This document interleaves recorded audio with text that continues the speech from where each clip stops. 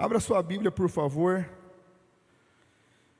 em Êxodo capítulo 18, a partir do verso 13. Êxodo 18, a partir do verso 13, a palavra de Deus diz assim: No dia seguinte, Moisés sentou-se para julgar as questões do povo e ficou ocupado desde a manhã até a noite.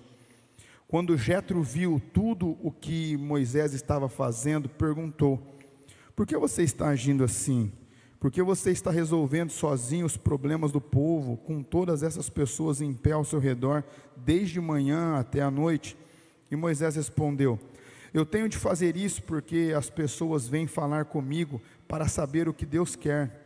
Quando duas pessoas têm uma questão, eles vêm me falar e eu explico para eles os mandamentos e para que eles resolvam de uma maneira quem está certo. Então Jetro disse: O que você está fazendo não está certo. Desse jeito você vai ficar cansado demais e o povo também. Isso é muito trabalho para você fazer sozinho. Agora, escute o meu conselho e Deus o ajudará. Está certo que você represente o povo diante de Deus e também que leve a ele os problemas deles. Mas você deve ensinar as leis de Deus e explicar o que devem fazer e como devem viver. Mas você deve escolher alguns homens capazes e colocá-los como chefes do povo. Numa versão que eu gosto mais, como líderes do povo. Líderes de 1000, líderes de 100, líderes de 50 e líderes de 10. Devem ser homens que temam a Deus, que mereçam confiança e que sejam honestos em tudo. Serão eles que sempre julgarão as questões do povo. Os casos mais difíceis serão trazidos a você, mas os mais fáceis eles poderão resolver. Assim será melhor para você, pois eles o ajudarão nesse trabalho pesado. Quando nós olhamos para a Bíblia e separamos ela nos dois testamentos que nós temos dois líderes expressivos, né? Obviamente, sem falar do nosso mestre Jesus, mas líderes que se destacaram em ambos os testamentos. Então, nós temos a figura de Moisés, né, como o principal líder do Antigo Testamento, e nós temos no Segundo Testamento o apóstolo Paulo, ou no Novo Testamento, como alguns falam, o apóstolo Paulo, que também foi, sem sombra de dúvida, aí, um tremendo líder. E o que eu gosto de olhar para esses dois líderes? Para aprender que ambos foram os que mais conseguiram atingir pessoas. E não atingiram uma única vez. Não a atingiram em um único evento. Eles atingiram durante todo um trajeto de vida, de todo um projeto com o povo e com o ministério. Então, quando nós entendemos isso nos dias de hoje, nós sabemos que obviamente Deus, Ele vai levantar pastores, Ele vai levantar os anjos da igreja, e isso em qualquer lugar do mundo. Só que nós conseguimos entender também que aqueles que vão conseguir atingir o maior número de pessoas, e não só atingir, porque isso tem sido algo que nós vemos acontecendo, né, nos últimos anos, principalmente com a evidência digital. Muitas pessoas são alcançadas, muitas pessoas são atingidas, só que depois que elas são atingidas e depois que elas são alcançadas, nós temos aí um desastre gospel. Por quê? Nós não temos pessoas capazes o suficiente para direcionar essas pessoas do ponto que elas estão para o ponto que elas precisam estar.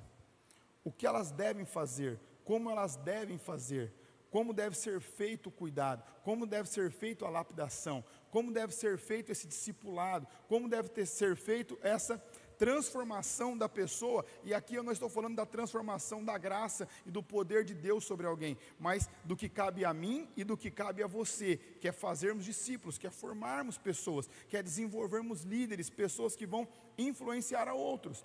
Então, quando nós olhamos para Moisés, nós temos aqui um problema que atinge uma boa parte dos ministérios.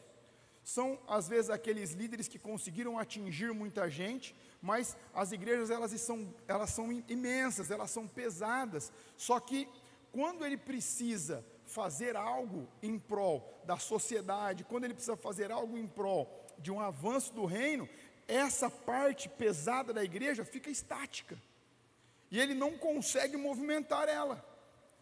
Era como se ele falasse assim: olha, eu tenho 5.000 pessoas que me acompanham, eu tenho 5.000 pessoas que me escutam, só que se eu falo para essas pessoas darem um passo para a esquerda, elas não dão um passo para a esquerda. Eu tenho uma meia dúzia de gato pingado que dá um passo para a esquerda.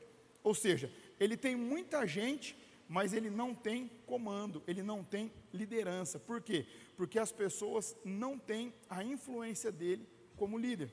E aqui estava acontecendo isso com Moisés. Veja, Moisés, todos os dias, ele fazia algo que mostra que ele era um trabalhador nato aqui. O texto diz que de manhã até a noite, ou seja, ele trabalhava durante os 3 períodos, atendendo, aconselhando, direcionando, instruindo. Só que nós estamos vendo aqui que isso, a nível de liderança, é um desastre. Líder não é aquele que vai trabalhar mais, mas é aquele que vai influenciar e ensinar mais. Quanto mais você ensina e mais você influencia, mais alcance e resultado você vai ter a nível de eficácia e qualidade de vida. Por quê? Moisés é aquele que não tinha qualidade de vida, e nem o povo. Por que o povo não? Porque o povo formava uma fila para ser atendido por ele. E aqueles que eram atendidos à noite, eles tinham ficado na fila o dia todo. E quando encerrava, aí a Bíblia não vai nos trazer à luz isso. Mas não dá para a gente saber se no próximo dia a fila era começada de onde parou, ou se novamente a fila era aberta por ordem de chegada. Então imagina o desastre, você ter ficado manhã, tarde e noite. Aí eu atendi o Tiago, e eu falo: gente, o Tiago vai ser o último de hoje. E imagina todo mundo que estava na sequência, se eles não seriam os próximos, se eles tinham uma causa, se eles tinham algo para saber qual passo eles deveriam tomar diante de Deus. Então veja, aqui é algo interessante, mas quando nós vamos para o Novo Testamento, o apóstolo Paulo, ensinando e aconselhando Timóteo, seu filho na fé, lá no capítulo 2, verso 1 e 2, ele diz assim: tu, meu filho, pois, fortifica-te na graça que há em Cristo Jesus, e o que de mim, entre muitas testemunhas, você ouviu, confia a homens fiéis, que sejam idôneos, para também estes ensinarem a outros. Então veja que ambos nós temos algumas qualidades aqui. As pessoas precisam ser honestas, íntegras, passíveis de serem ensinadas e que mereçam confiança. Então observe que em uma cidade, obviamente quando nós vamos para as capitais fica um pouco mais difícil, mas eu vim de Marília, uma cidade que tinha 200.000 habitantes. Muita gente já se conhecia. Aqui, vocês conhecem as pessoas que são nó cego na cidade, conhecem ou não conhecem? Até as que não são crentes, sim ou não? Só que também vocês conhecem as pessoas que são honestas, conhecem ou não conhecem? Mesmo as que não são crentes, certo ou errado? Então, observe o que o texto está falando. Algumas características para que você possa escolher, elas são inegociáveis. A pessoa precisa merecer confiança e precisa ser honesta. Entende? O resto nós vamos ensinar. Mas essas duas qualidades, elas precisam estar em evidência. Porque isso você vai aplicar lá no seu pequeno grupo. Se ele estiver com muitas pessoas, você vai aplicar isso no seu grupo. Se ele estiver com poucas pessoas, o que acontece aqui com o apóstolo Paulo? O apóstolo Paulo está se despedindo, então ele está instruindo Timóteo que ia assumir uma frente do ministério. E aí ele fala assim: eu preciso que você faça isso. Tudo que você viu e ouviu de mim, Paulo falando para Timóteo, você vai ensinar isso para homens capazes, idôneos, fiéis, e que mereçam confiança. Para quê? Para que esses aqui ensinem a quem? Aos outros. Então veja que ele está falando de 4 linhas de liderança. Agora observe o que aconteceu no Antigo Testamento. Líderes de 1.000, de 100, de 50 e de 10. O que Paulo está fazendo, ele está aplicando uma lei que já era existente. Então, quando nós enxergamos hoje, né, que hoje tem muito em alta, principalmente nos cortes do TikTok, né, que um bom líder, ele influencia pelo menos 10 pessoas, né, e aí a pessoa fala assim, arrasta para cima e compra o meu curso, e aí você vai e fala, nossa, isso é uma revelação do século. Não, isso está na Bíblia aqui, gente, tá? Eles copiaram disso e falaram de um jeito que conseguiu te convencer para comprar o curso. Mas enfim, se você comprou o curso ou não comprou, está na Bíblia e é uma lei infalível de liderança. Um líder iniciante, um líder que acabou de iniciar a sua jornada, ele vai ter a capacidade de influenciar pelo menos 10 pessoas. Um líder mediano, um líder na média, ele vai conseguir influenciar aproximadamente 50 pessoas. Um bom líder, um líder acima da média, ele vai conseguir influenciar aproximadamente 100 pessoas. E um líder excelente pode ser chamado de um líder de milhar. É um líder que vai impactar 1000 pessoas. Esse aqui, ele já não é apenas um líder, ele vai ser um líder de líderes.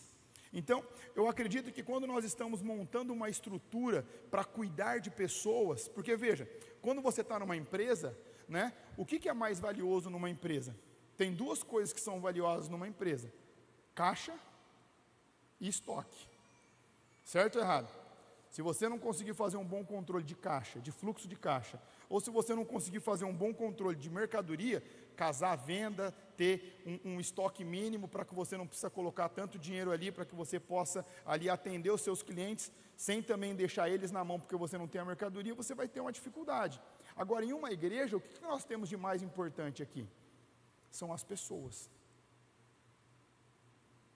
As pessoas, as vidas, elas são mais importantes o que eu e você temos dentro de uma comunidade de fé. E essas pessoas, elas vão chegar, às vezes, com problemas pessoais, com problemas familiares, com problemas emocionais, elas vão chegar com traumas religiosos, porque às vezes passaram em alguns lugares que infelizmente as pessoas machucaram elas, certo ou errado?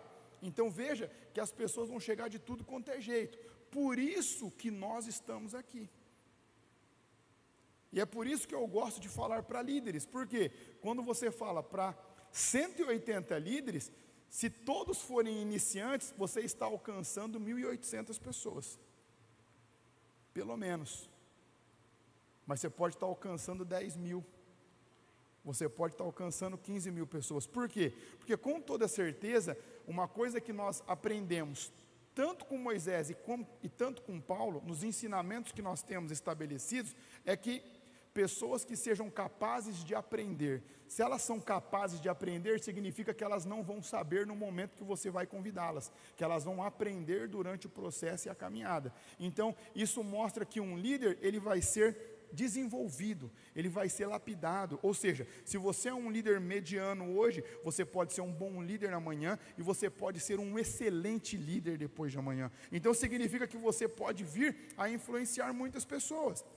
Quando nós vamos estudar com John Maxwell, ele diz assim, que se você tem um sonho, uma visão, um projeto, e você não tem líderes, você tem um pesadelo.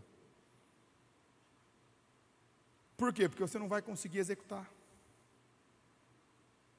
Então, observe o que nós estamos aprendendo aqui com o apóstolo Paulo e com Moisés. Não adianta você acordar cedo, trabalhar, tentar atender todo mundo, colocar todo mundo debaixo do seu braço, né? Ser um líder centralizador, um líder ali que vai querer resolver tudo, né? Isso não vai fazer com que você seja um bom líder. Você precisa aprender o quê? A enxergar os potenciais que você tem junto com você, aqueles que você já tem ou aqueles que você vai ter. E eu quero, nesse paralelo, ir mostrando como eu fui aplicando isso ao longo da minha conversão nesses 10 anos. Você pode colocar a foto 1, por favor? Essa aqui é para eu tomar?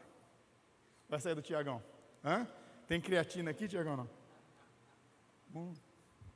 Olha só, gente, aqui foi janeiro de 2011, né? Para quem não sabe, eu me converti em junho de 2010. Janeiro de 2011 eu fui liderar a minha primeira célula lá em Marília.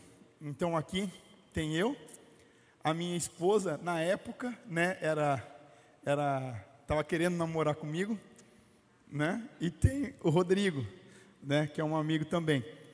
Nessa época, gente, eu fiquei, a nossa célula, quantos aqui pegaram a época do Orkut? Vocês lembram da época do Orkut? Vocês pegaram essa época? Então, eu mandava testemunial para todo mundo, convidava a galera, era o meio que tinha. Porque naquela época não tinha um WhatsApp, era só SMS. E quando o celular era bom, você conseguia mandar para 10 contatos. Senão você tinha que mandar de 3 ou de 5 em 5. Vocês lembram dessa época ou não? Quem trabalhava com vendas, difícil, né? Então, chamava um monte de gente, e aí, essa foi a nossa primeira célula. Minha mãe bateu a foto, ainda não era casado, morava com os meus pais. A Lari queria muito casar comigo, então se ela não fosse na célula, imagina isso, né? Ela já ia perder o ponto ali, então ela não perdia uma. Então nós começamos ali com o Rodrigo. Depois de 5 ou 6 meses, próximo, chamando as pessoas, essa foi a nossa primeira comunhão, a primeira comunhão que nós fizemos de lazer, né? Então veja, aqui nessa foto, nós ainda tínhamos pessoas com problemas de identidade, pessoas com problemas homoafetivas, tínhamos pessoas com crise de identidade, tínhamos pessoas que tinham namoros ilícitos, mas dentro desse grupo aqui, de 15, 20 pessoas, nós já tínhamos algumas pessoas que nós encontramos as qualidades iniciais que nós devemos observar de um líder.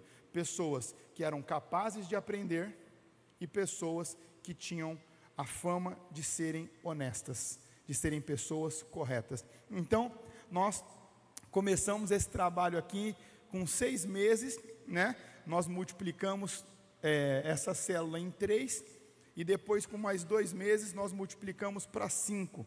Essa célula virou 3, depois as 3 chegaram a 5 células. Então aí foi quando eu comecei a ser um líder mediano. Eu saí de um líder inicial que eu cuidava de 10 pessoas para um líder mediano que cuidava de aproximadamente 50, né? Ou seja, eu cuidava diretamente de 5 líderes, né? Direcionando, instruindo, e com alcance de 50.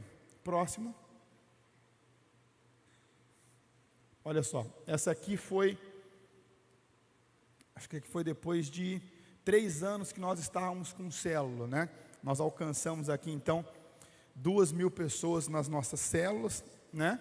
E aí era só a região verde, que era a região que eu cuidava, com as células das 20 horas, né? Porque como eu, nessa época eu era jovem ainda, né? Não que eu não seja, mas o tempo passa para todo mundo, né? Nós tínhamos 50 células às 23 horas, que eram para quem fazia faculdade, para os universitários. Então essa galera, eles não puderam estar aqui, né? Então aqui eu já era um líder de milhar, eu já tinha chegado ali à liderança de milhares. Então eu tinha 10 líderes de 100 pessoas, e esses 10 líderes de 100 pessoas também tinham 10 líderes de 10 pessoas. E aí nós começamos o quê? A cuidar muito bem das pessoas. Por quê? Nós tínhamos um trilho muito interessante, né? O que o texto vai nos ensinar, que Jétro ensina para Moisés? As coisas simples, as coisas fáceis, porque, gente, as pessoas, elas têm dificuldade de decisão simples, né? Eu estou pensando em ajudar aquele irmão que está com dificuldade. Aí ela vai marcar um horário para falar para você que ela está sentindo de ajudar aquele irmão que está com dificuldade, para você ver se é de Deus ou se ela pode ajudar aquele irmão que está com dificuldade. Coisa simples, ela vai fazer isso. Essas coisas simples, o próprio líder fala assim: cara, pode fazer, é bênção, vai para cima. Sério? Sério. Então eu vou fazer, então pode fazer. Na verdade, isso a gente vai ganhando tempo. Agora, obviamente, tem um problema de adultério, né? Tem um problema de roubo, tem um problema judicial, né? Tem um problema sério envolvido. O que o conselho de Jétro para Moisés fala? As coisas sérias você resolve, mas as coisas mais simples e do dia a dia, essas coisas, viu? Eu passei do lado daquele irmão e ele não olhou para mim. Você acredita, pastor? Não me deu oi, não me deu. Eu sei que essas coisas não acontecem aqui, mas lá em Bauru, gente, nossa, Lá acontece muito, né? Então, essas coisas simples, os líderes iniciais, eles resolvem tudo, mas eles precisam ser ensinados a isso, entende? Eles precisam ser ensinados a enxergar essas pessoas com qualidades iniciais, e depois nós vamos o quê? Aumentando e capacitando esses líderes, que é o que nós estamos fazendo aqui. O que aconteceu? Nós começamos o quê? A cuidar muito bem das pessoas. Então, as pessoas que tinham dificuldade em várias questões começaram a apresentar melhora no seu comportamento. Então, aquele funcionário que falava palavrão, que dava problema, que chegava atrasado, o líder inicial começou a ensinar ele: cara, se você está trabalhando numa empresa, você tem que chegar no horário, você precisa dar bom testemunho, você não pode falar palavrão, você tem que respeitar o seu patrão, você tem que respeitar o seu colega de trabalho, E isso começou a espalhar na região. Então, o que começou a acontecer depois que nós chegamos aqui com líderes de excelência, com líderes de 1000, né? Foi o próximo passo que nós demos. O que aconteceu? Pode pôr a próxima, por favor? Nós começamos a atingir as pequenas cidades da região. E é aqui que eu quero incorporar vocês, porque vocês abriram uma extensão ontem, certo ou errado? Certo? Então, olha só o que está acontecendo. Isso começou a acontecer com a gente. Quando nós chegamos nessa questão, nós temos o quê? Pessoas que moram em Marília, mas que tinham parentes em Pompeia, ou pessoas que moravam em Marília e trabalhavam em Pompeia, porque Pompeia tem a Jato, tem a Unipac, tem grandes indústrias ali, grandes empresas multinacionais. Então tem muitas pessoas que fazem esses 20, 30 minutos por dia para trabalhar ali. Então, nós começamos o quê? A receber essas pessoas. Logo, nós começamos algumas células nessas cidades. E quando essa cidade começou a tomar forma, o que aconteceu? Aí nós entendemos que era o momento de começarmos a abrir outras extensões. Mas observe que tudo isso com princípio de liderança. Entrávamos em uma cidade com líderes iniciantes, logo esses líderes eram treinados e capacitados, eles chegavam à liderança média, e depois eles eram encorajados e instruídos a se capacitarem, porque veja, tem capacitações que a igreja não vai conseguir te dar, tem treinamentos e ensinamentos que somente os treinamentos básicos não são suficientes, que nós temos o quê? Que buscar treinamentos, nós temos que aprender a ler, nós temos que aprender a se desenvolver, não é verdade? Então entenda, quando isso começa a acontecer, nós temos líderes que começam a se dedicar. E veja, Bill Hybels, ele fala assim, que uma pessoa que aprende a liderar, ela lidera qualquer coisa, ela só precisa aprender o processo de como funciona. Então, esses princípios de liderança que eu estou falando para vocês, a nível de cuidado de pessoas, eles podem ser aplicados em todas as áreas da sua vida, na sua empresa, na empresa que você trabalha, na sua equipe, na gestão que você faz de pessoas. E isso começou a ser tão forte na nossa cidade, que grandes empresários, eles ligavam e falavam assim: pastor, eu preciso de uma pessoa que saiba resolver problema, ela não precisa saber nada da minha empresa, mas se ela souber resolver conflito entre pessoas, e se ela souber resolver problemas, eu estou contratando urgente. Eu falava: cara, eu tenho essas pessoas, tá, mas elas estão trabalhando, não tem problema, eu vou cobrir a oferta e vou trazer, porque esse tipo de gente hoje está escassa. E era engraçado que ele ligava e falava: quanto você está ganhando? Estou ganhando 2, eu vou te pagar 3, você vem? E ou seja, por eles aprenderem o princípio básico de liderança e estarem se desenvolvendo, eles começaram a prosperar, começaram a ter outras oportunidades, começaram a trabalhar em empresas maiores, começaram a ter mais responsabilidades, mas trabalhar menos operacionalmente. Por quê? Porque eles começaram a entender que um líder não é aquele que trabalha manhã, tarde e noite, mas é aquele que consegue parar e ser estratégico. Eu vou cuidar desse aqui, porque se eu cuidar só dele, eu estou cuidando só dele. Agora, se eu cuidar bem dele, ele cuida de mais 10. Se eu cuidar bem dele, ele cuida de mais 100. Se eu cuidar bem dele, esse aqui vai cuidar de mais 1000. Se eu cuidar bem desse, esse aqui cuida de uma igreja para mim. Ou seja, nós vamos ter muito mais pessoas sendo cuidadas, sendo lapidadas, sendo discipuladas, sendo instruídas. Entende? Então isso aconteceu com Pompeia, próximo. Lácio, próximo.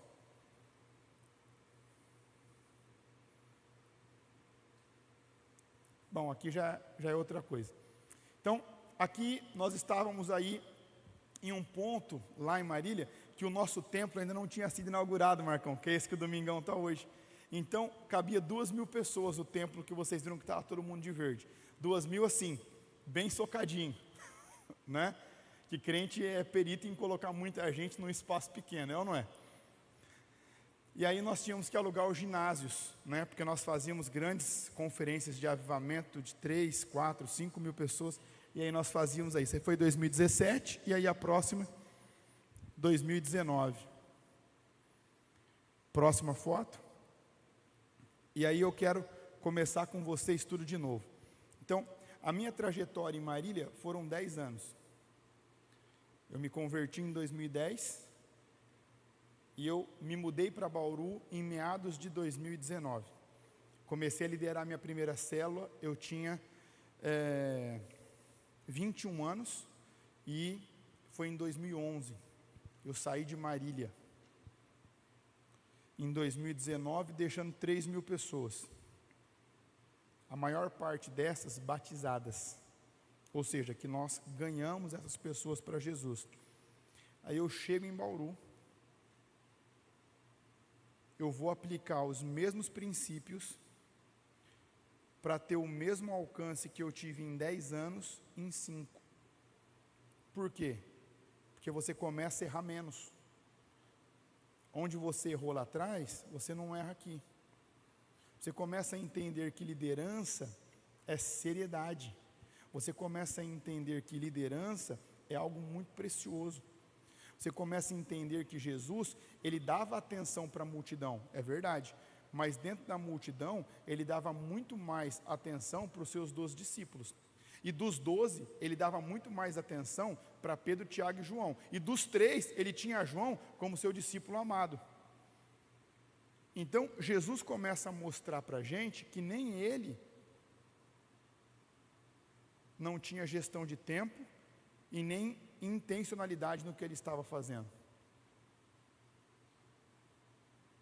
Agora começa a entender o que você tem nas suas mãos.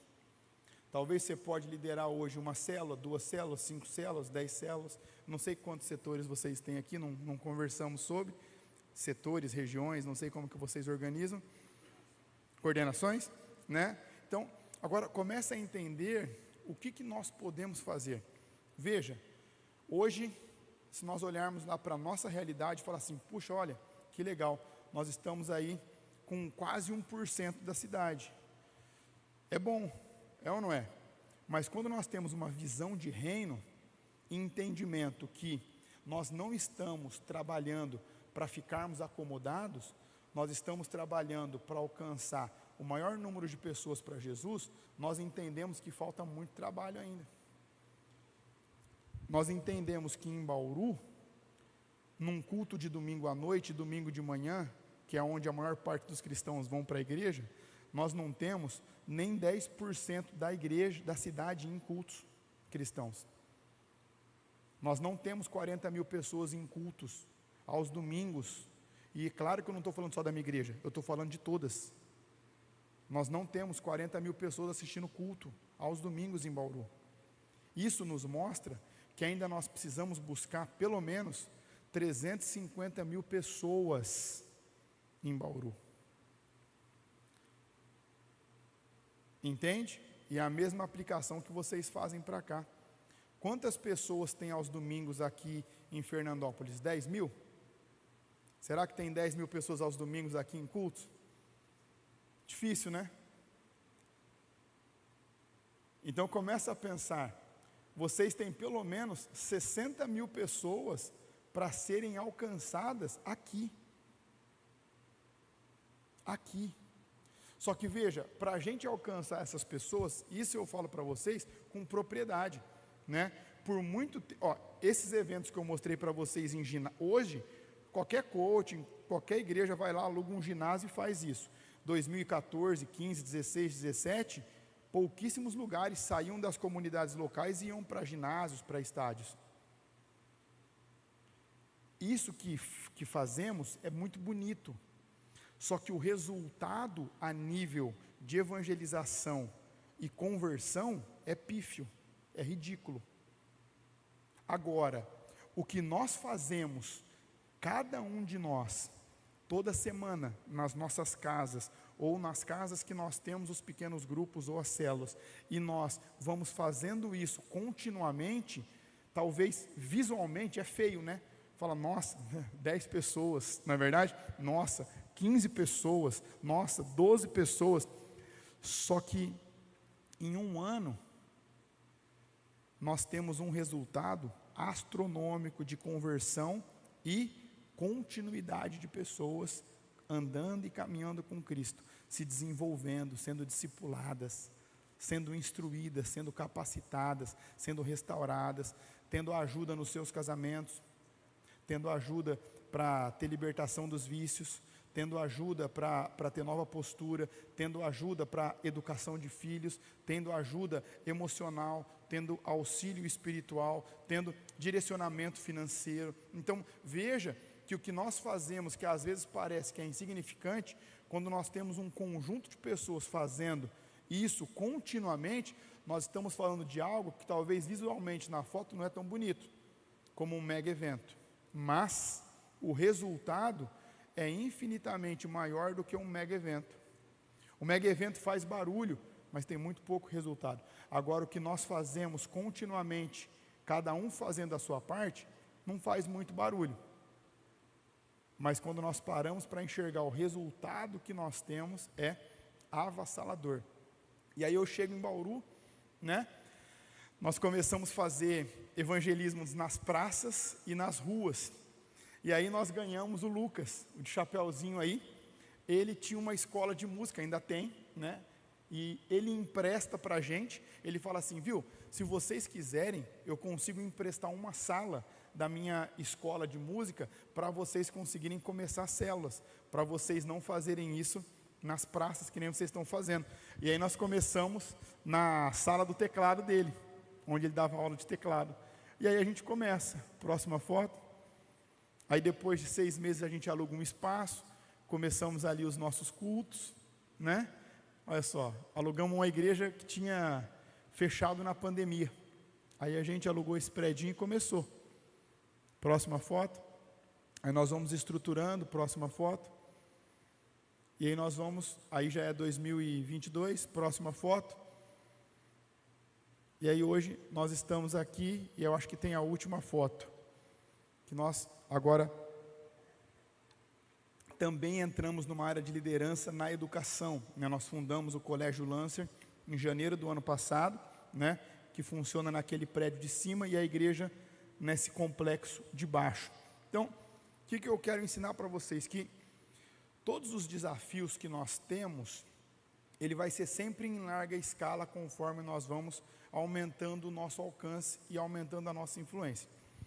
Que nós escutamos desde sempre que a igreja ela deve se posicionar como cabeça e não com cauda, que ela deve influenciar as áreas de ocupação, não é verdade? Isso nós escutamos há décadas, não é verdade? Que a igreja precisa influenciar a educação, precisa influenciar a cultura, precisa influenciar os negócios. Nós sabemos disso. Então, foi o que nós oramos em Bauru. Falamos, Deus, lá em Marília, nós atingimos algo em 10 anos que pouquíssimas igrejas no Brasil conseguiram alcançar. Só que nós entendemos que a nível de influência em outras esferas, nós ficamos muito aquém. Então nós falamos, se nós precisamos influenciar o lugar que nós estamos inseridos, nós queremos começar. Obviamente, né, não que seja impossível, mas dificilmente uma única comunidade vai influenciar as 7 esferas. Então, o Senhor nos colocou na educação e no mundo dos negócios. Então, nós temos bastante trabalhos nessas duas áreas, né? Na parte política, nós somos bem abaixo da média, né? Na parte de cultura, de artes também, na parte de comunicação também. Então, são áreas que nós precisamos melhorar como igreja, de conseguir ocupar perante a sociedade, não só para dentro. Mas o que eu estou ensinando para vocês, que quando nós aplicamos esses princípios que parecem ser básicos, de uma maneira honesta, reta, íntegra e contínua, eu não tenho nenhuma dificuldade em afirmar para vocês que vai dar certo e vai dar muito resultado. porque isso acontece há pelo menos 2000 anos antes de Cristo. Continuou acontecendo depois de Cristo e continua acontecendo hoje. Inclusive algumas pessoas usam isso para ganhar dinheiro hoje. Eles vendem como se fossem métodos que eles mesmos inventaram com outro nome, para não falar que foi extraído da Bíblia. Entende? Então, aprenda isso. O cuidado de pessoas precisa ser intencional e estratégico. Como você faz isso dentro da sua célula? Observe as pessoas que você tem. Como eu mostrei para vocês, quando nós tínhamos lá 15, 20 pessoas, nós tínhamos pessoas com problemas homoafetivas, problemas com relacionamento ilícito, né, pessoas que moravam juntas e não eram casadas. Normal, isso acontece em todas as partes do mundo, porque eles não conhecem Jesus. Mas mesmo no meio dessas pessoas com dificuldade, nós encontramos ali uma ou duas pessoas honestas e que estavam com disposição para aprender. E essas pessoas que começaram. Quando nós chegamos em Bauru, o Lucas, ele tinha um problema seríssimo, só que ele abriu a casa dele. Era a única casa que a gente tinha. Hoje nós temos um quarteirão, mas há 5 anos atrás não tínhamos nenhuma casa. Nós tivemos emprestado uma sala de uma escola de música e começamos. Então, quando nós falamos em começarmos trabalhos, né, estava conversando agora com alguns líderes, até falando com o pastor Marcos, que eu vou trazer, né, um casal do Japão, um dos Estados Unidos, para eles ficarem com a gente 6 meses, vivendo a cultura, para que a gente possa devolvê-los depois, para que eles comecem os trabalhos. Porque o que acontece, às vezes as pessoas, elas enxergam o macro, só que tem dificuldade de fazer o básico. Entende? Hoje, se eu tiver que começar de novo em outro lugar, eu não tenho dificuldade, começo de novo em outro lugar, e eu tenho certeza que nós vamos conseguir fazer muito mais em menos tempo. Por quê? Porque os erros que nós cometemos em Marília, e os erros que nós cometemos em Bauru, nós vamos errar, só que você não vai errar do mesmo jeito. Por quê? A história é a nossa pedagoga, ela ensina com seus acertos, mas muito mais com os erros. Não faça isso, não vá por aqui, não faça dessa maneira. E aí você começa a entender que uma igreja, gente, ela não é feita por amizade, ela é desenvolvida por um propósito. E erros que eu cometi em Marília, eu sei que vocês não cometem aqui, mas eu cometi em Marília e Bauru, às vezes, de você manter uma pessoa em uma posição de liderança, porque você é próxima dela. E aí você faz um pensamento assim: pastor, mas se eu tiver que mexer nessa pessoa, com certeza eu vou perder essa família. Ok, é uma consideração importantíssima. Só que agora me responda, quantas famílias você está perdendo por manter essa família numa posição errada? Às vezes você colocou ela como líderes de 100 ou líderes de 1000, só que ela é uma líder de 10. John Maxwell, ele fala assim: dê 10.000 membros para um pastor que só consegue cuidar de 1000, e em poucos anos ele vai conseguir ter os mesmos 1000 que ele sempre teve capacidade de cuidar. Por quê? Porque ele não quis se desenvolver. Agora, dê 10 pessoas para um pastor que cuida de 10.000, ou para um líder que cuida de 10.000 pessoas, e dentro de pouco tempo ele vai conseguir ter as 10.000 pessoas que ele tem capacidade de cuidar. Então, a grande questão é você enxergar hoje qual é o seu limite, para que você a partir daí se desenvolva, a partir daí você consiga aumentar a sua capacidade de aprendizado, né? E para mim é um desafio. Recebi 4 mensagens proféticas nos últimos 2 anos, que o Senhor quer nos usar em outro país, e eu malemar falo português. Como é que nós vamos fazer? Comecei a fazer inglês, todo dia eu estou fazendo agora, de segunda a sexta, comecei no verbo to be, primeiro livro 1, né? Mas veja, eu comecei a entender que, se eu não corrigir a minha limitação, ela vai ser sempre uma limitação para mim. Entende? Então, eu preciso ter esse entendimento, quais fatores me limitam? O que eu posso fazer para aumentar a minha capacidade de aprendizado? Minha esposa, ela acabou de fazer 2 pós. ela fez uma pós em resolução de conflitos pela Fabapar, e ela acabou de fazer agora também inteligência emocional e psicologia positiva pela PUC. Agora veja, por quê? Porque a minha esposa, ela era política demais. Como assim, pastor, política? Não, amor, mas se eu tiver que falar isso para ela, ela vai ficar triste, ela não vai gostar. Vamos deixar que vai melhorar. O tempo não melhora ninguém. O tempo não melhora, o tempo não resolve as coisas. Nós temos como líderes que aprendermos a ter conversas difíceis. E aqui eu estou falando da maneira correta. Não é para desacatar, não é para desrespeitar, não é para ferir, mas é falar o que precisa ser dito e consertar o que precisa ser consertado. Entende? Eu tinha uma dificuldade imensa, né? Logo que eu me converti, de acordar de madrugada para orar, para ler, eu não conseguia, né? Só que aí depois eu comecei a ver que eu precisava mudar isso, porque depois que eu começo o meu dia, eu não consigo parar para fazer isso. Era uma limitação que eu tinha. Como é que eu ia ensinar para as pessoas que elas precisam ter um tempo de oração, que elas precisam ter um tempo de devocional, se eu mesmo não conseguia ter? Era uma limitação que eu também tinha. Eu tinha dificuldade de andar com pessoas que pensavam diferente do que eu penso. Mas depois eu entendi que se eu quisesse me colocar como líder delas, elas precisavam escutar o que eu falava, o que eu falasse e considerar o que eu falasse. As pessoas consideram o que você fala? Que você lidera? Porque uma coisa é ela escutar. Se vocês não tiverem ministério de Libras aqui, é um sinal que está todo mundo escutando ainda. Nós já temos lá na nossa igreja. Então, às vezes, tem algumas pessoas que têm que fazer Libras, ok. Mas a grande parte da população, ela pode escutar, mas ela vai considerar o que você falou? Ela vai tomar aquilo que você falou como verdade para ela? Se não, por que não? Já parou para pensar? Por que será que as pessoas não me escutam? Eu estou lá eu sei que também aqui vocês são muito acima da média, mas às vezes chegavam líderes lá para nós e falavam assim: pastor, eu estou há 1 ano com essas 10 pessoas, eu falo para elas isso, mas não muda. Aí eu falava: elas estão te escutando? Estão. Eu tenho certeza, pastor. Fala: ninguém tem problema de audição, ninguém. Então o problema é que eles não consideram o que você fala, eles não te enxergam como líder. Por quê? Porque você não influencia eles. Liderança é influência. Não é mandar, não é gritar, não é xingar, não é bater boca, é influenciar. É influenciar. Né? Tem pessoas na igreja hoje que me escutam, mas não consideram o que eu falo. Por quê?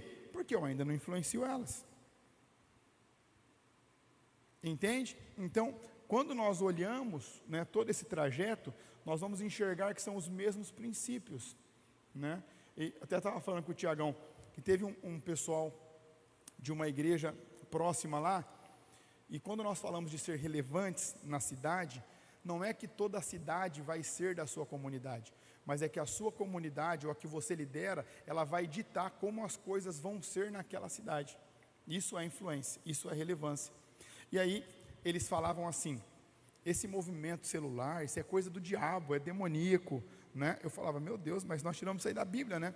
Eu até tenho um livro escrito, só que esgotou. Eu preciso tirar mais uma tiragem, chama No Templo e nas Casas. A ideia da igreja funcionar no templo e nas casas foi de Jesus. Nunca foi de homem nenhum. A igreja primitiva, ela começou no templo e nas casas. Entende? Se depois colocar o nome de célula, de GC, de PG, de coinonia, de grupo familiar, de pequeno grupo, enfim, de link, você pode chamar do que você quiser, mas no final das coisas vai ser a igreja funcionando no templo e nas casas, vai ou não vai? E aí, eles não trabalhavam assim, né? E falavam muito mal da gente. Gente, vamos continuar o nosso trabalho, nós não estamos aqui para que as pessoas falem bem de nós, vamos continuar trabalhando. Agora, eles começaram com algo muito interessante, né? Eles vão começar com o GCs, porque a célula é demoníaca, não é inteligente e é coisa do diabo. Mas o GCs, mas não tem problema, que seja GC, que seja koinonia, mas que pratiquem o Evangelho. É no templo e nas casas, sempre foi assim e vai continuar sendo assim. Então, são princípios que o próprio Deus estabeleceu que vão fazer total diferença na minha vida e na sua vida. Então, se me mandarem para outro lugar, eu só tenho que aprender a língua. Por quê? Porque os princípios de liderança são os mesmos, que eu vou usar e vai acontecer, vai multiplicar e nós vamos alcançar. Veja, Paulo fez isso, Timóteo fez isso, Moisés fez isso, Paul Yong-Chu fez isso, Ralph Neighbor fez isso, Abe Uber fez isso aqui no Brasil. E depois levou uma leva com ele fazer a mesma coisa. Agora veja, o que as pessoas fazem que fogem dos princípios que são bíblicos, aí elas vão prestar conta com Deus. Mas não é porque elas distorceram algumas verdades, ou adaptaram para aquilo que elas acreditavam, que nós vamos negar a eficácia do que a Bíblia ensina desde a antiga Torá.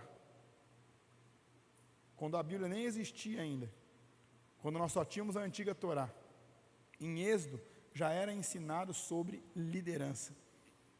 Liderança é a arte de influenciar pessoas, é a arte de conquistar pessoas.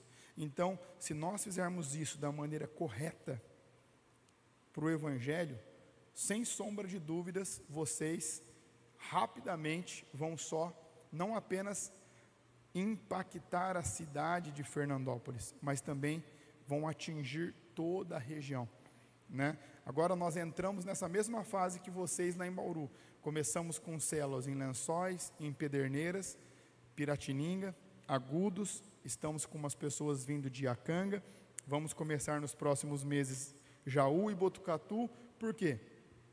Porque quando as pessoas são bem cuidadas, as pessoas vão começar a prestar atenção nisso.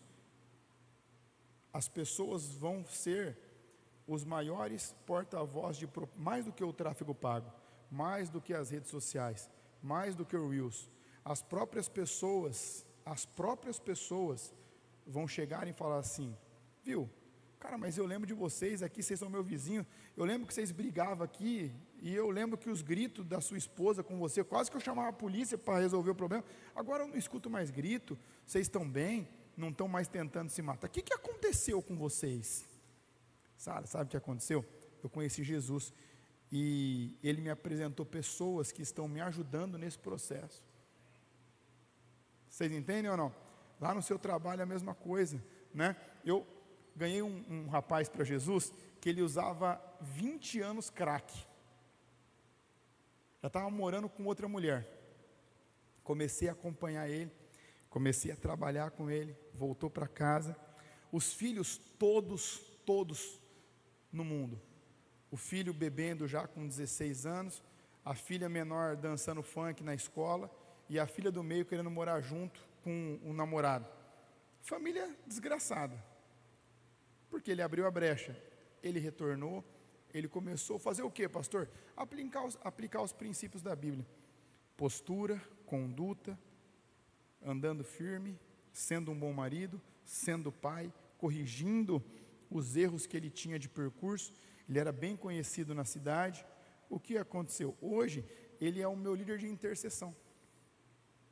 Os 3 filhos na igreja, a filha do meio casou, o filho quer casar agora, a outra filha já está liderando outros adolescentes, eles lideram o nosso movimento de intercessão e já são supervisores de célula. E o que ele fala? Pastor, eu nem preciso convidar as pessoas. Eles só falam assim: cara, só pela sua vida, o que ela era e o que ela é hoje, eu quero saber disso aí que aconteceu com você. Entende? Então é isso que nós buscamos. A transformação de vida das pessoas vai ser a nossa melhor propaganda e maior propaganda.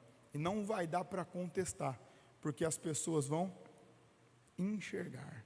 Então, aplique esses princípios básicos, bem básicos, mas se vocês aplicarem isso, sem sombra de dúvidas, vocês vão ter um crescimento exponencial esse ano de 2025, né? Pastor, o que é um crescimento exponencial? É quando Deus, Ele acrescenta um 0 no que você tem. Ou seja, se você tem 10, ele acrescenta um zero. Você vai para 100. Não é só multiplicação. Porque se fosse uma multiplicação de 10, vocês teriam 20, certo ou errado? Se fosse uma multiplicação de 20, vocês teriam 40, certo ou errado?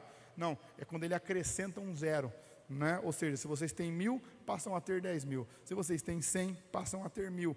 E aí vocês conseguem desfrutar do favor da multiplicação de Deus, não do homem. Não é apenas 1 mais 1 ou 1 vezes 1, mas é quando Deus ele estica o que você tem de uma maneira que você não consegue explicar. Amém? Amém? Glória a Deus. Pastorzão, quero falar com vocês então agora sobre a parte que não é feita ou não é realizada pelas mãos dos homens, né? Falei com vocês então na primeira parte sobre o que cabe a nós, né?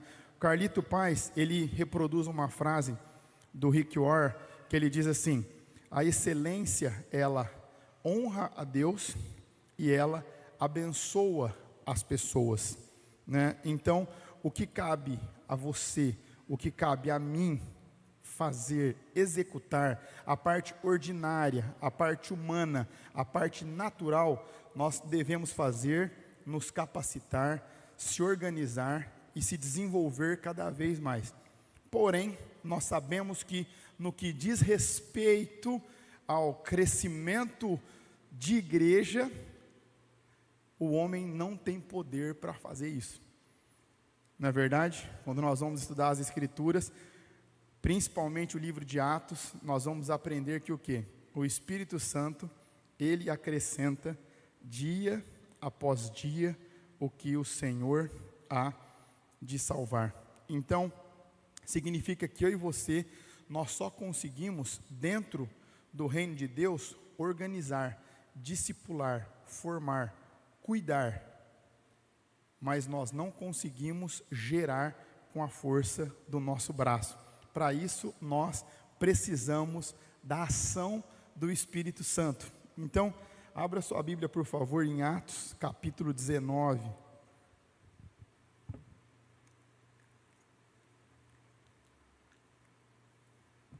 A partir do verso 1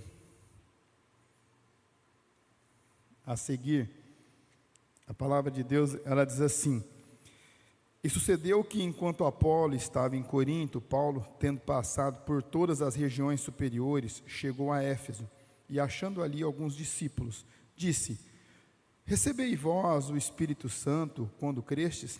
E eles disseram: não, nós nem ainda ouvimos que haja Espírito Santo.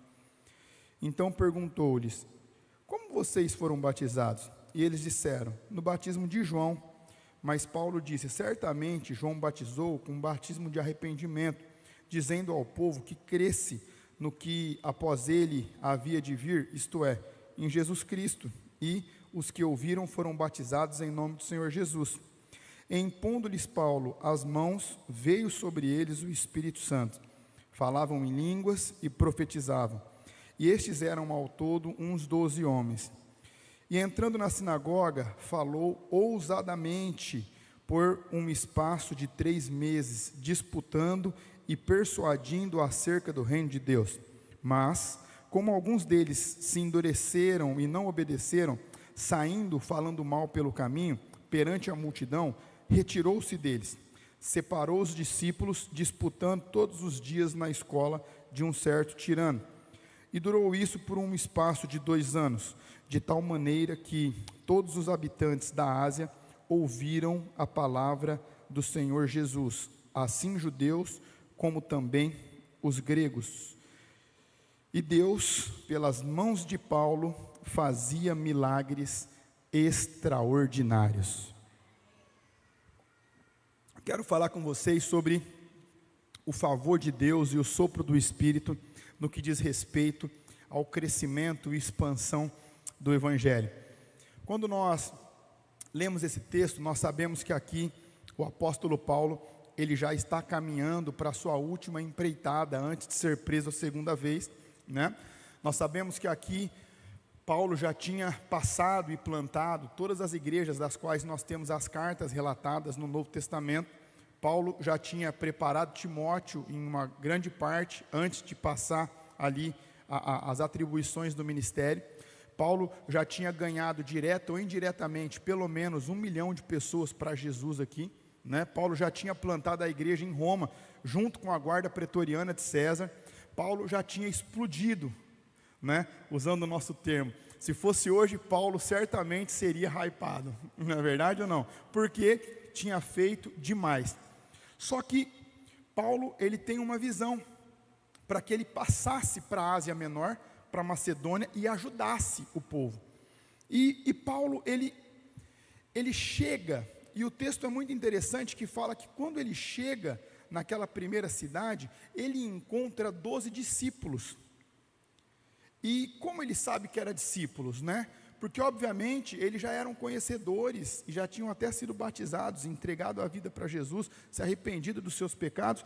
E Paulo chega, e Paulo começa a conversar com eles, e Paulo vai bem direto ao ponto. Ele fala assim: viu, me fala uma coisa, vocês aqui que são discípulos de Jesus, vocês já conhecem o Espírito Santo? E aí eles param, e é interessante aqui, porque eles respondem literal. Obviamente, com toda certeza, eles já tinham escutado de Pentecostes. Ele já sabia que o Paulo estava cantando lá em Jerusalém, Samaria, Judeia, né? Ele já sabia que em Antioquia tinha pegado fogo. Eles estavam vivendo aqui, tipo a gente, né? Que não tem TV contratada, estava na TV aberta, ou estava tentando assistir o jogo da Copa do Mundo pela internet. Você estava olhando aqui o campo, escutando, e aí de repente o vizinho gritava gol, e você não sabia de quem que era. Tinha que esperar uns 2 minutos até acabar o delay para você ver o que tinha acontecido. Então, é exatamente aqui o que tinha acontecido, né? As coisas estavam acontecendo em todos os lugares da região superiores, como o texto cita, mas ali ainda não. Então Paulo, ele vai ter que fazer a pergunta para encontrar a causa do porquê as coisas não estavam acontecendo na mesma proporção e na mesma velocidade que estava acontecendo lá para cima. E ele faz uma pergunta: se vocês são discípulos, vocês conhecem? E aí eles falam: não, nós nem ouvimos falar que exista. Ué, mas como é que vocês foram batizados então? Ué, nós somos batizados pelo que João ensinava. Mas João ensinava que vocês tinham que se arrepender de seus pecados e que vocês fossem batizados em nome do Senhor Jesus, que é o batismo de arrependimento. Mas o que nós conseguimos entender aqui, né? Que embora algumas linhas teológicas defenda que uma pessoa, quando ela é batizada nas águas, ela já é batizada como Espírito Santo, nós conseguimos encontrar nesse texto que não é assim. Porque eles falam: nós já fomos batizados, mas como? No batismo de arrependimento. Ou seja, eles ainda não tinham sido batizados como Espírito Santo, eles não tinham sido selados como Espírito Santo, eles não tinham sido chamuscados no fogo ainda. E aí o que acontece? Paulo impõe as mãos neles para que eles recebam o Espírito Santo. E o texto diz que o Espírito Santo vem sobre eles, e eles começam a profetizar e também falar em outras línguas. Só que depois que acontece isso, o que Paulo faz? Paulo pega eles, coloca eles dentro da escola de Tirano, e Paulo começa a ensinar de forma persuasiva, ou seja, com muita veemência acerca do reino de Deus.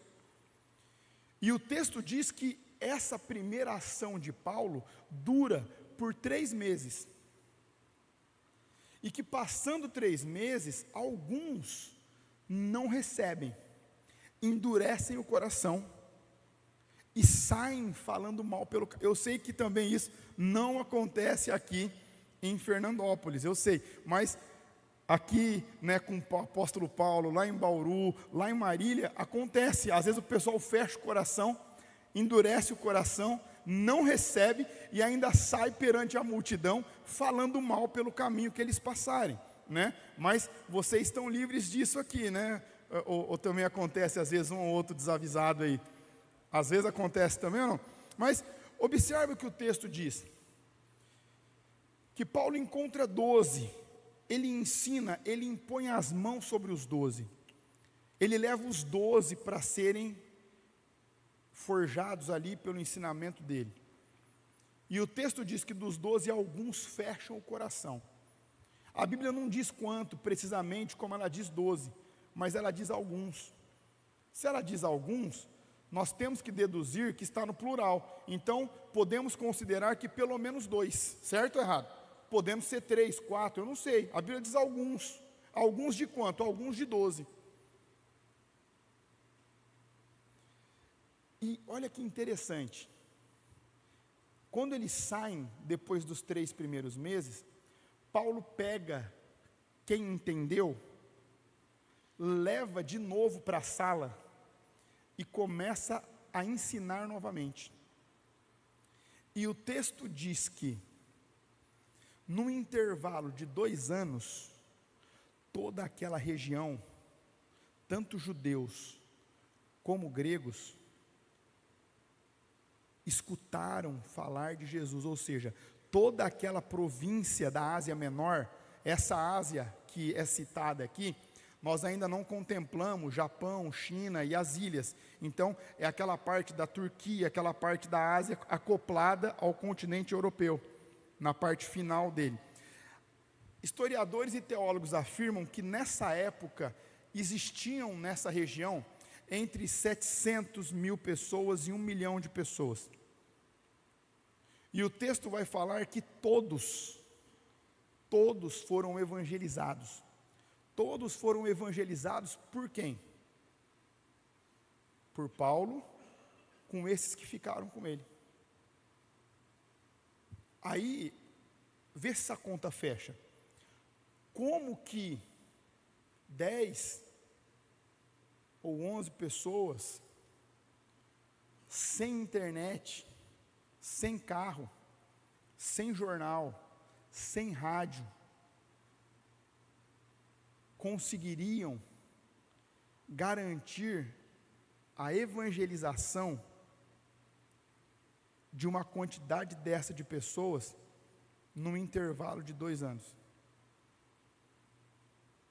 O que nós vamos responder? Humanamente é impossível, mas aí entra o Deus que nós servimos e o nosso relacionamento com o Espírito Santo de Deus. Aí entra o que nós não conseguimos sistematizar, aí entra o que nós não conseguimos explicar, aí entra o que nós não conseguimos comprovar. A gente só consegue contemplar e vislumbrar o que Deus faz, como Ele faz, quando Ele faz e onde Ele faz. E é em cima desse texto que eu procuro estabelecer todas as vezes que eu estou iniciando um ministério. Foi em cima disso que nós iniciamos o nosso ministério em Bauru, que nós iniciamos o nosso ministério em Marília. Nós procuramos o quê? Nos relacionarmos de uma maneira íntima e intensa com o Espírito Santo de Deus, de buscá-lo de uma maneira intensa e íntima, né? Estava conversando com o Tiagão, né? Nós levamos agora recentemente o Hernani Santos na nossa igreja, e ele fala algumas coisas muito interessantes, né? Que hoje, embora nós temos escolas de profeta, na verdade, cursos de profetas, cursos de dons, ensinamentos de dons, a maior fábrica do sobrenatural é um quarto fechado e uma pessoa de joelhos orando. E eu e você, como líderes, precisamos entender isso, que, como eu disse, se o ativo mais valioso de uma igreja são pessoas, são vidas, nós temos que ter o melhor relacionamento com a pessoa que nos garante as pessoas estando no nosso ministério. Quem é que convence da justiça, do juízo e do pecado? E como é o nosso relacionamento com Ele? Observe que o texto que o apóstolo Paulo pergunta não é se vocês ouviram falar, não é se vocês escutaram, não é se vocês sabem sobre, é se vocês conhecem. E aqui é você conhecer, não você conhecer porque alguém conhece e te contou. mas é você conhecer intimamente o Espírito Santo, você se relacionar intimamente com o Espírito Santo. E aí entra o maior gargalo do cristianismo que nós temos. As pessoas têm uma dificuldade imensa de se relacionar com o Espírito Santo. Por isso nós temos tanta dificuldade em encontrarmos lugares onde nós temos centenas ou milhares de pessoas se convertendo, se arrependendo dos seus pecados, porque nós não buscamos essa manifestação de Deus no nosso meio, nós não buscamos essa ação do Espírito Santo em nosso meio. Às vezes nós queremos ser sistemáticos demais, e embora eu goste de ser organizado, de ser ali bem gestor nas coisas que eu faço, eu nunca vou atrapalhar o que o Espírito Santo quer fazer. Então eu não vou perder tempo me relacionando ou me desculpando com as pessoas que fecham o coração e que viram as costas e que saem falando mal pelo caminho, porque isso aconteceu com Jesus, isso aconteceu com Paulo, isso aconteceu com Pedro, isso aconteceu com William Seymour, isso aconteceu com Charles Finney, isso aconteceu com Po Yong-Chu, isso acontece hoje comigo, vai acontecer com você e com aqueles que virão depois de nós. Mas o que Paulo nos ensina? Que ele se preocupava com duas coisas: se relacionar com Deus e ensinar pessoas. Agora veja, vocês acham que Paulo, talvez o homem com o maior número de obras traduzidas na história,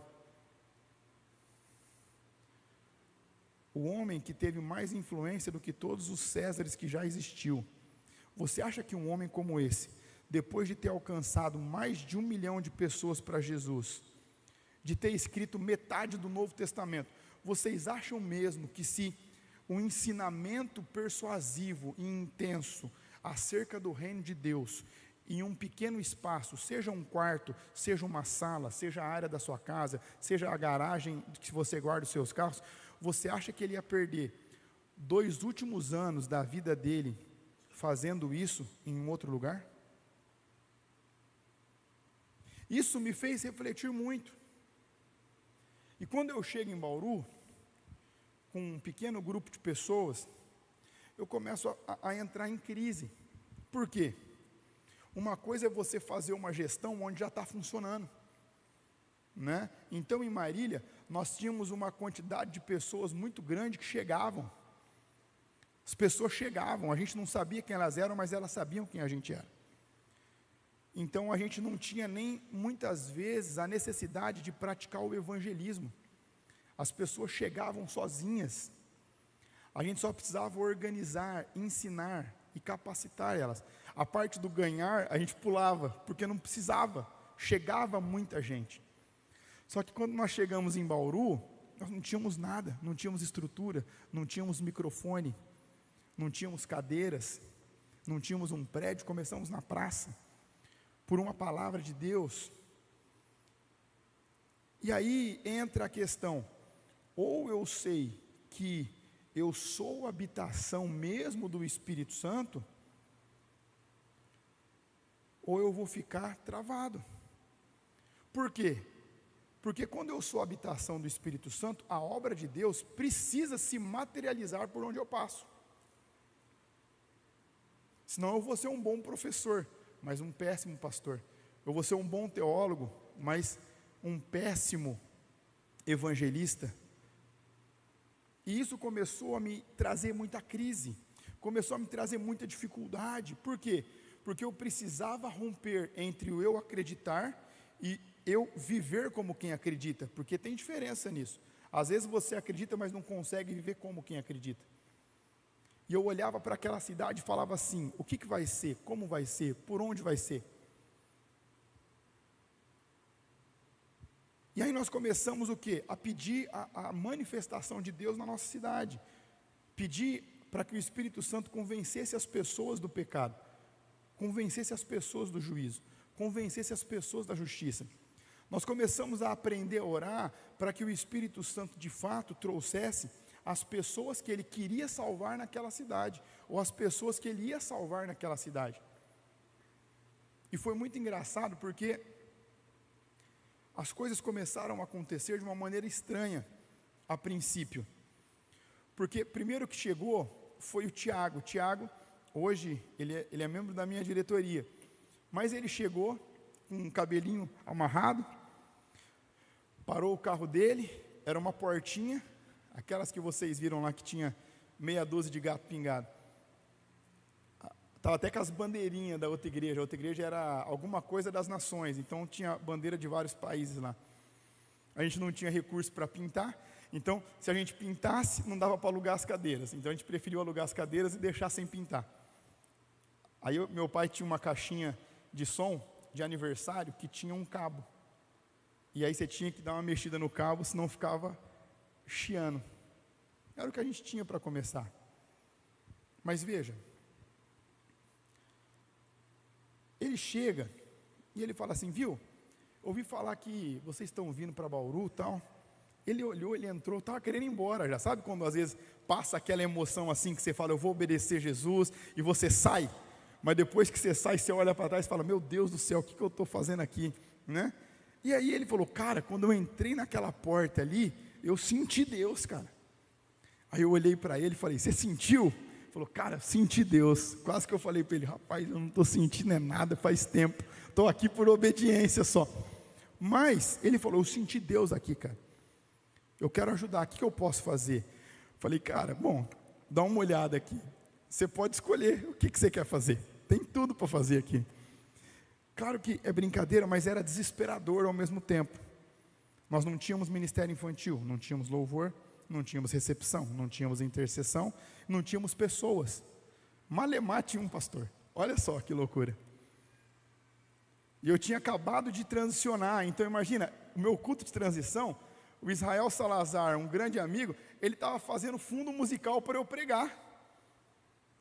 E aí eu chego num lugar, com meia dúzia de cadeira branca alugada, o sonzinho aqui, você dando uma mexida para tocar, e assim, a minha esposa cantava no playback, esforçada, mas não foi chamada para isso, não é verdade?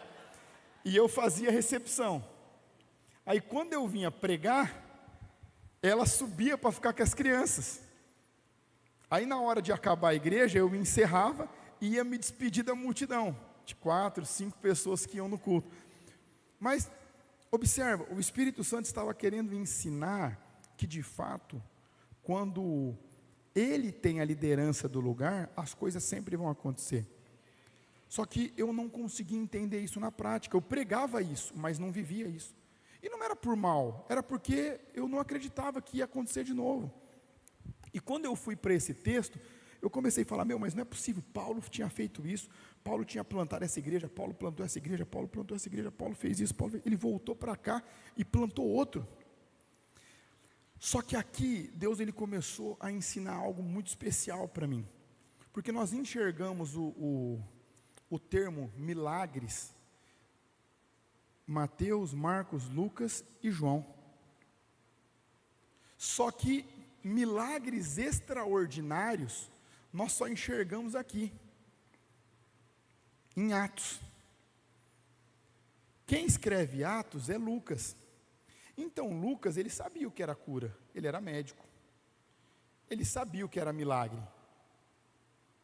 Mas eu fico pensando, o que esse cara estava vendo, para ele tentar dar um upgrade em milagres? Porque quando você fala assim, foi um milagre, o que um crente entende?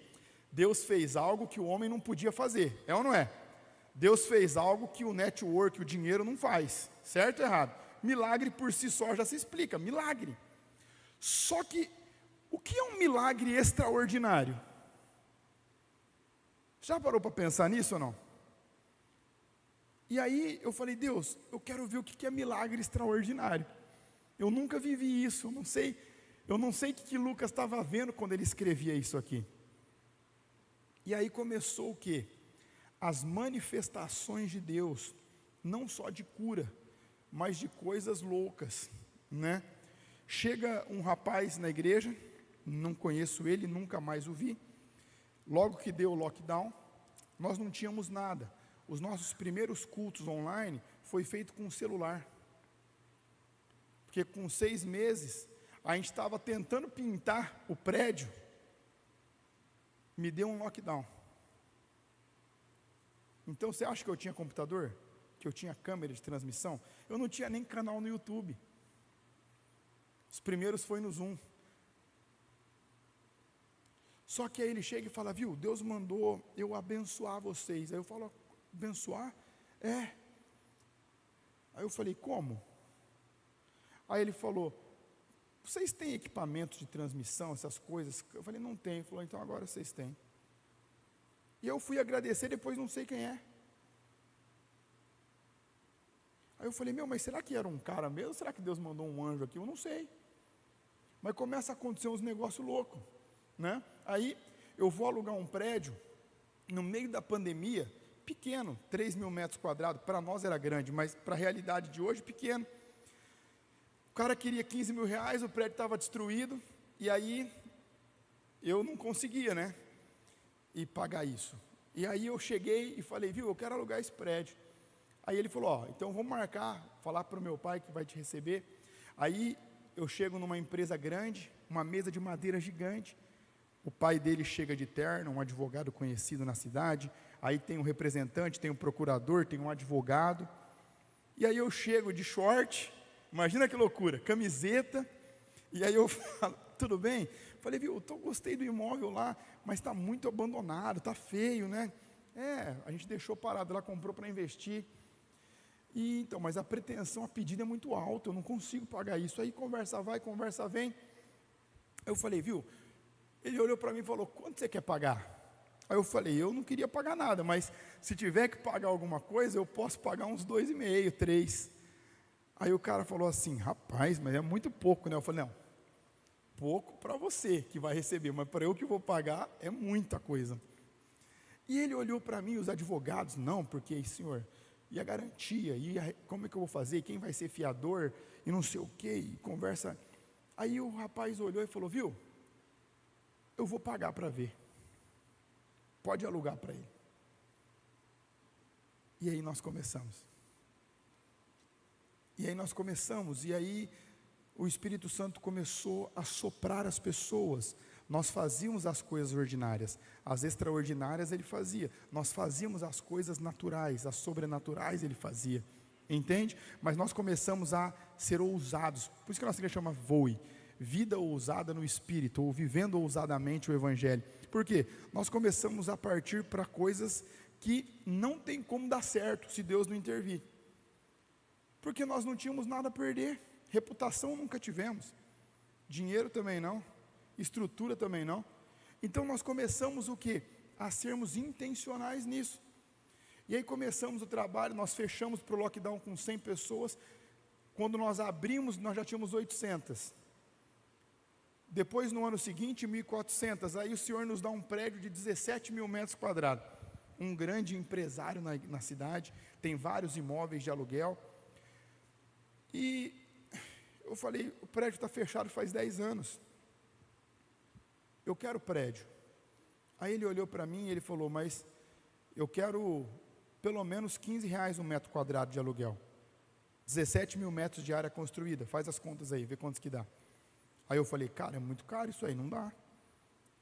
Eu falei, não tem condição. Eu falei, eu consigo pagar uns 5, mas eu já falei 5 assim, tendo fé. Aí ele falou, não, 5 é muito pouco, não dá. Aí eu falei, eu preciso falar outra coisa para você também. Eu preciso de 3 anos de carência. O cara, 3 anos de carência e... Falou, rapaz, se eu levar essa aí para o dono, ele vai me xingar. Eu falei, cara, está fechado, não está? Se for da vontade de Deus, vai dar certo. Passou uns meses, o telefone toca. Eu quero falar que eu não vou dar os 36 meses. Aí eu falei, tá bom, então eu não vou locar, mas eu consigo dar 30. Eu falei, 30 dias ou 30 meses? 30 meses. Eu falei, então 2 anos e meio. Já é melhor, não é? E eu não consigo fazer 5 reais. Eu vou fazer 7,80. E ele colocou até 80 para falar que não foi 7 cravado, né? Aí eu falei, eu vou pensar então e eu te retorno. Eu vou pensar. Porque aí o problema, gente, não era só o aluguel, que era um contrato de 20 anos, um contrato de 20 milhões de reais. O problema era a reforma do prédio. O problema era a reforma do prédio. E aí eu chamei a minha galera e falei, gente, o negócio é esse, ele fez isso, ele fez isso. O pessoal que entende um pouco de reforma falou que a gente vai gastar 1 milhão. Eu falei, mas como vocês sabem que reforma gasta o dobro, vamos gastar uns 2, eu acho. Vamos ou não vamos? Aí tem, sabe aquele pessoal mais antigo, Marcão, de assembleia, que o pessoal entende, gosta de questionar? Pastor, qual que é o nosso lastro financeiro hoje? Eu falei, nunca tivemos lastro, nunca tivemos. Né? A realidade hoje é que tem 13 no caixa, mas esses 13 não pagam o mês. Tem que ver o que vai acontecer aí. Então, o que a gente vai fazer, né? Aí eu falei, gente, seguinte, ou vai ou racha. Não tem como cozinhar mais o cara. Vamos, fechou. Rapaz, aí chegou para assinar o contrato. Aí ele olhou, pastor, vai fazer com seguro fiança, com fiador? Falei, cara, seguro fiança não dá para pagar um valor desse aqui.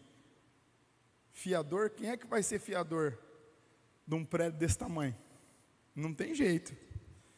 Aí ele falou, mas tem que colocar alguém para formalizar aqui o negócio. Eu falei, coloca eu mesmo. Ele falou, não, você já está de locatário. Aí eu falei, você pode escolher, tem o meu pastor de jovens e o meu pastor de adolescentes. Aí ele olhou e falou assim, mas tem lastro? Eu falei, tem, carro financiado e mora de aluguel, é o que tem. Ele falou, então pode pôr colocamos eles lá. E começou. E começamos, e aí, né, chegamos no prédio que nós estávamos, nós tínhamos 90 dias para sair. E o que começou a acontecer? A galera comprou o negócio.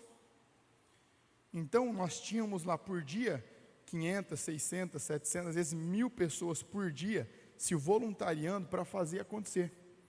Um lixava, um pintava, um fazia elétrica, um fazia recuperação de taco, um mexia na calha, aquela loucura, além das contratações que nós fomos fazendo.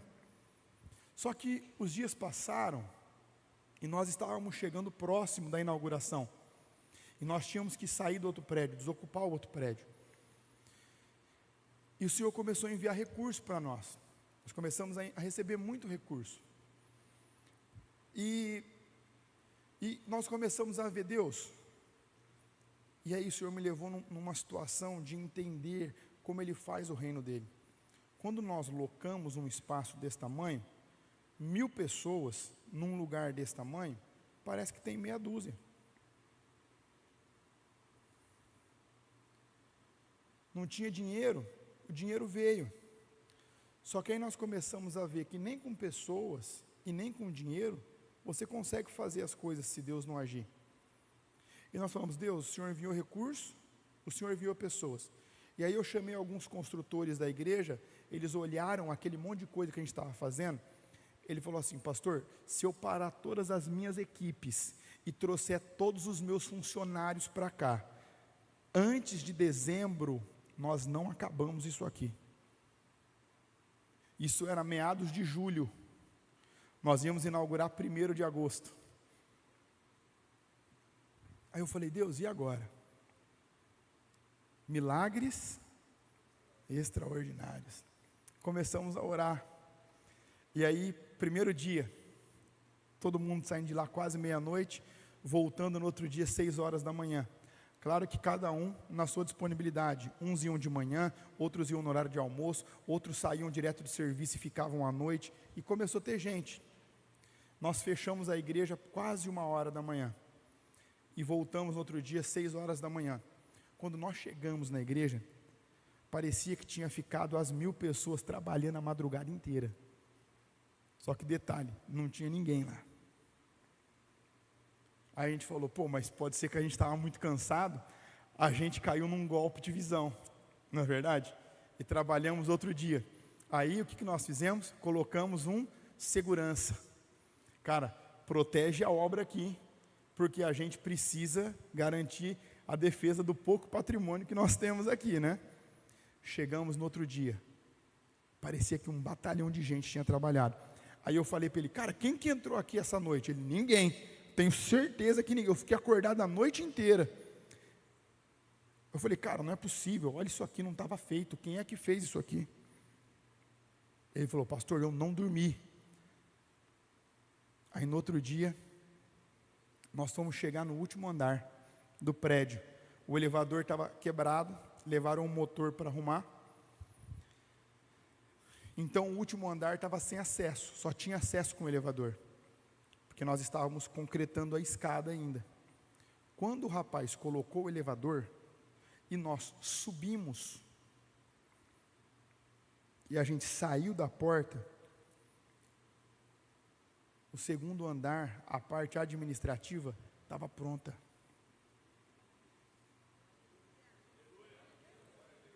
Aí a gente fala, pastor, mas isso aí não existe? Não existe, a não ser que aconteça um milagre extraordinário. Como? Não sei. Foi anjo? Provavelmente. Mas qual que é a grande questão? As pessoas começaram a vir falar, cara, não é possível, porque quem é que fez isso? Quem é que fez aquilo? Quem é que entrou aqui? Quem é que entrou ali? Vou resumir a ópera para vocês. Nós, em 14 meses, nós gastamos 11 milhões de reais, pagamos. Faltando 2 meses para acabar o ano anterior, Deus ele falou assim para mim, agora vocês vão abrir a escola. Aí eu falei, Deus, nós não estamos conseguindo acabar a reforma. E aí o problema não era mais dinheiro, o problema não era mais pessoas, o problema era prazo. Como é que você constrói em 60 dias? Ele falou assim, começa a escola. Eu falei, vou dar entrada na documentação.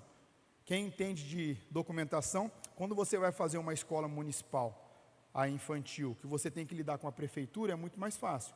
Agora, quando você vai entrar no fundamental, que você depende do Estado, é uma loucura, para não falar outra coisa, né?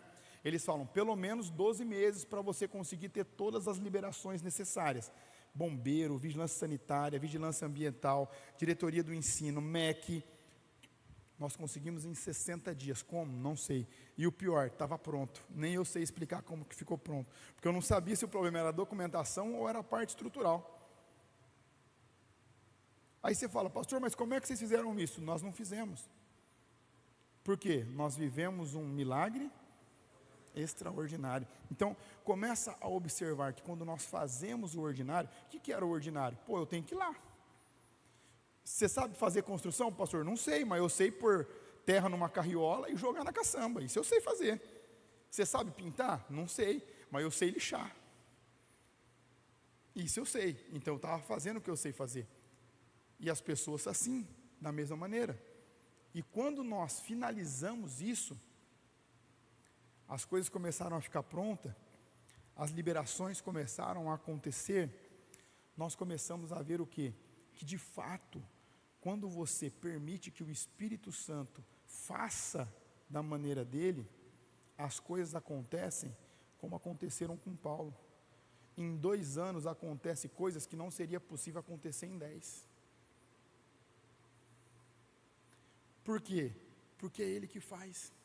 Os milagres são deles. Curas, perdemos as contas de quanto aconteceu. Como acontecia? Não sei. Deus fazia. Por quê? Porque começou a acontecer nas crianças, começou a acontecer nos adolescentes, começou a acontecer nos jovens, começou a acontecer nos idosos. E aí você pergunta, mas e aí? E é isso. Por quê? Porque quando nós conhecemos o Espírito Santo, nós passamos a não duvidar de nada. Aí eu caí na besteira de levar minha diretoria para Guatemala, para conhecer a casa de Deus. Chegamos lá, a galera olhou, aí a galera voltou, aí eles chegam com um projeto de 300 milhões de reais. Aí você vai me perguntar, claro, contemplando orfanato, contemplando contraturno, contemplando casa de recuperação para drogaditos, contemplando um templo maior, contemplando mais uma unidade da escola, contemplando N coisas, né? Mas um projeto para a cidade. Por quê? É ordinário isso.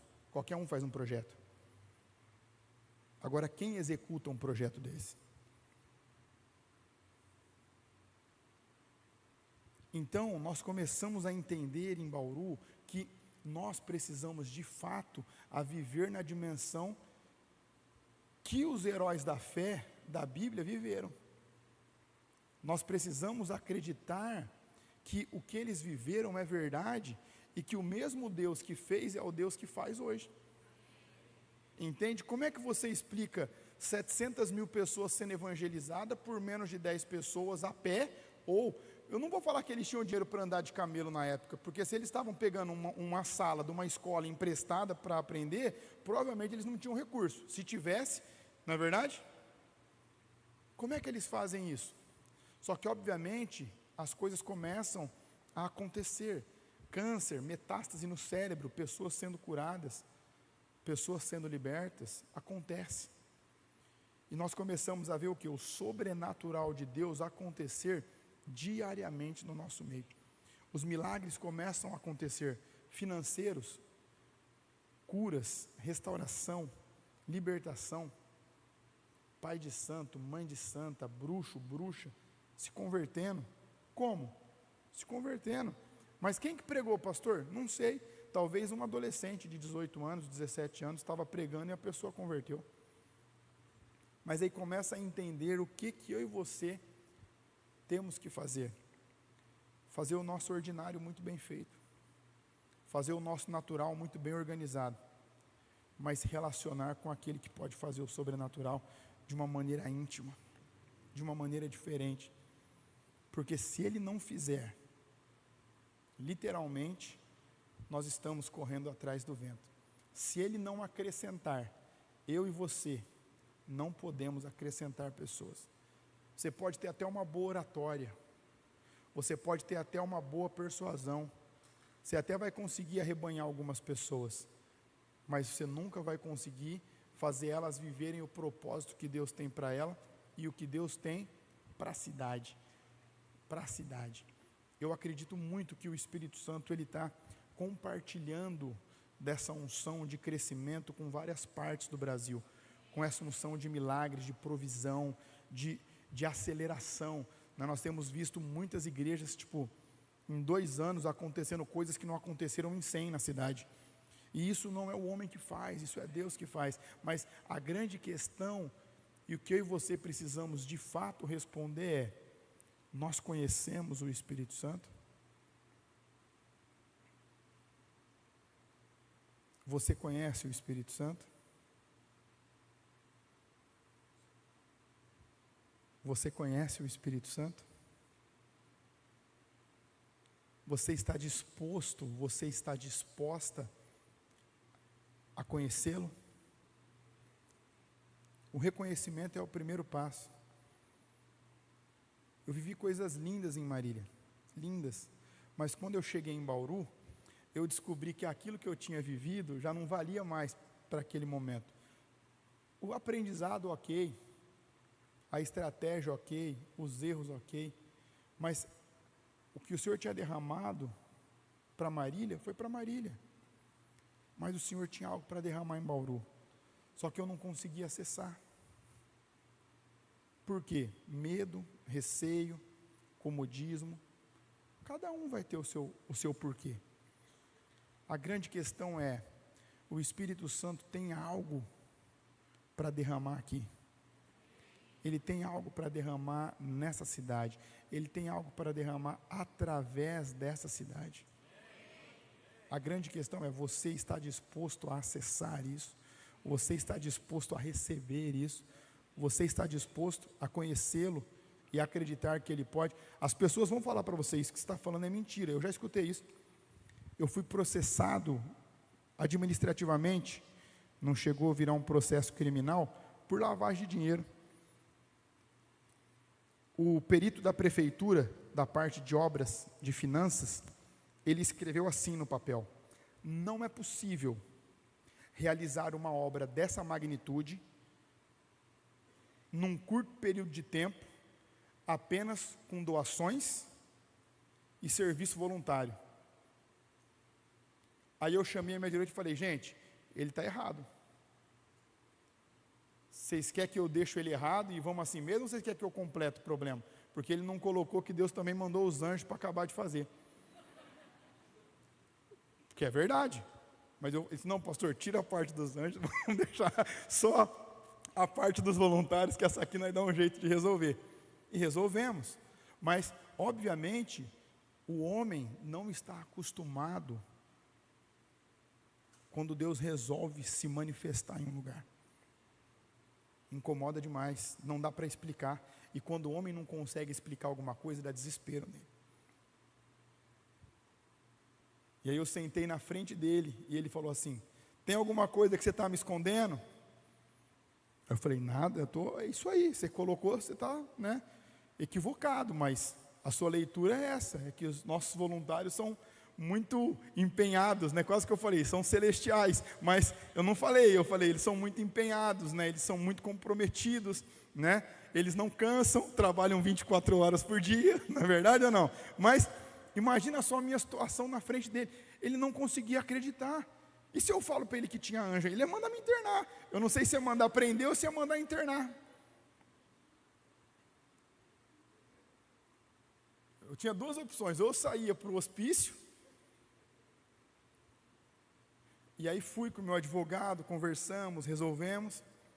Mesma coisa a escola. A moça olhou e falou assim: viu, mas vocês estão dando entrada para o ano que vem?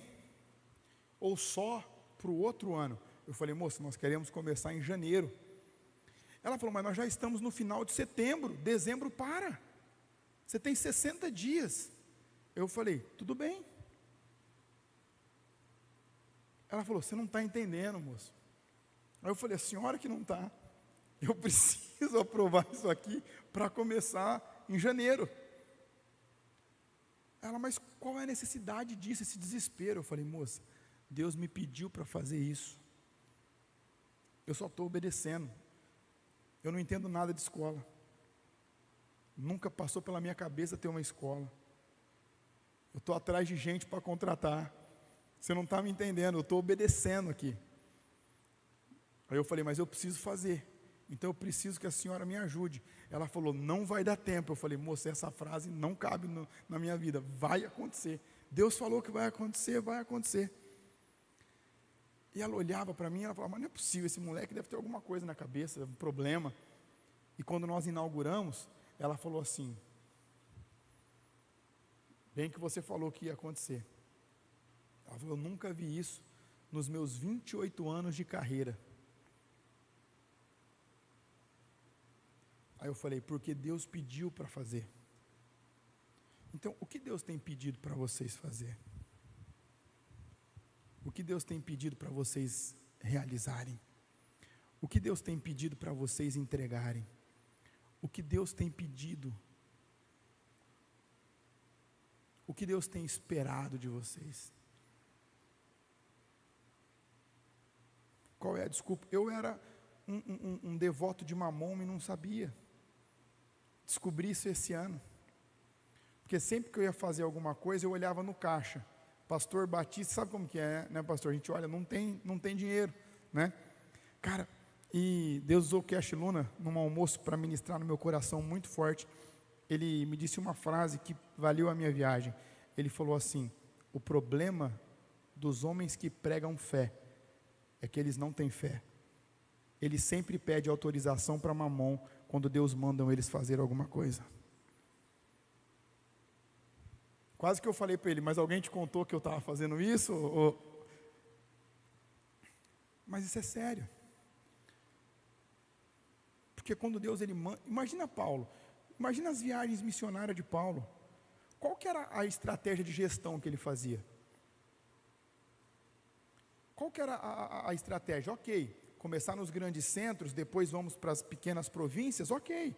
Mas e o recurso ia vir de onde? Quem ia pagar? Quem sustentava as viagens, as longas viagens? A comida, os transportes, as acomodações, as hospedagens. Imagina isso. Aí eu pergunto para vocês: esse Deus que fazia milagres extraordinários pelas mãos de Paulo, é o mesmo Deus que nós servimos? Vocês acham que Deus pode ressuscitar hoje alguém? Você acha que Deus pode prover hoje? Vocês acham que Deus tem dificuldade de fazer alguma coisa hoje? Você acha que custa para Deus colocar mais 5.000 pessoas aqui em 2 meses? Ele pode ou não? Ou é impossível para Ele? Não é impossível. A grande questão é: vocês conhecem o Espírito Santo? Vocês conhecem o Espírito Santo? A equipe de louvor poderia vir me ajudar? Quero ter um tempo, temos até 8h30, né? Quero ter um tempo de ministração com vocês. E veja, isso que eu estou pregando para vocês é a nível ministerial aqui. Mas como eu disse no início, os princípios, eles vão se escorrer para todas as áreas da vida de vocês. Para a sua vida financeira, para a sua vida conjugal, para a sua vida educacional, para a sua vida administrativa, para aquilo que o Senhor colocou você, para aquilo que o Senhor confiou você. Porque no começo eu tinha um pensamento assim, não, Deus vai abençoar a igreja, mas Ele não pode me abençoar. Deus ele vai realizar na igreja, mas Ele não pode realizar na minha vida. E eu comecei a ver que Jesus ele não está preocupado com o que as pessoas vão pensar. Vocês já pararam para pensar que na qualidade de classificação de milagres, o primeiro milagre que a gente viu na Bíblia Jesus realizar, ele teve uma classificação inútil? Você já parou para pensar nisso? Ele transformou água em vinho, certo ou errado? Num casamento, para pessoas que já tinham bebido vinho 2 ou 3 dias, estava na parte final da festa, certo ou errado? Agora, vamos ser honestos. O que ia acontecer se ele não multiplicasse a água em vinho? Os pais dos noivos iam ficar com um pouquinho de vergonha, porque não tinham se planejado, certo ou errado? Mas fora isso, o que ia acontecer se não acabou? Alguém ia morrer? Alguém ia passar mal? O que ia acontecer se ele não fizesse?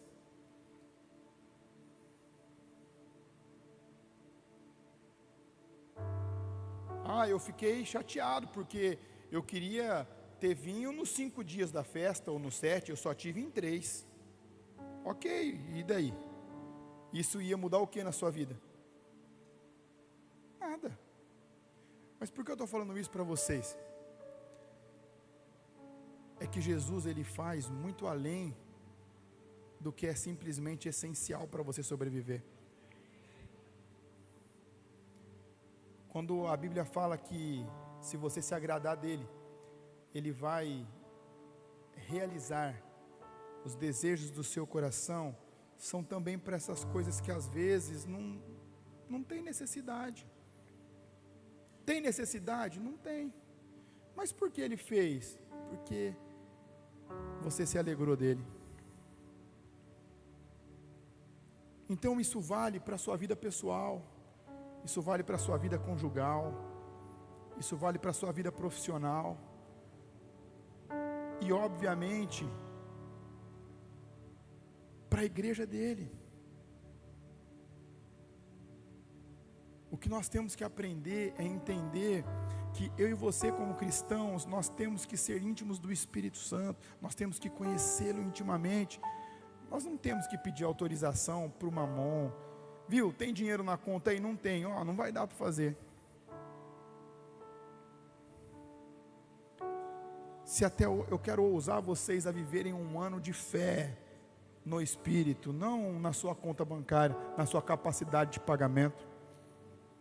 Se você só fez hoje o que o banco te liberou de crédito, o que cabia no seu salário, você foi um bom administrador, mas você não pode falar que você teve fé.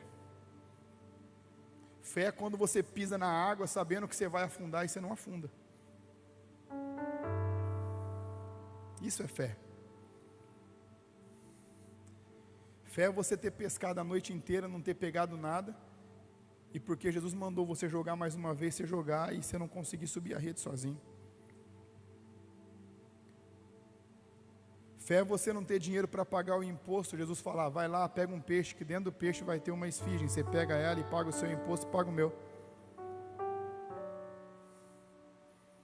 É entrar num nível de fé do nosso Deus, entende? É acessar coisas que só em Deus é possível acessar.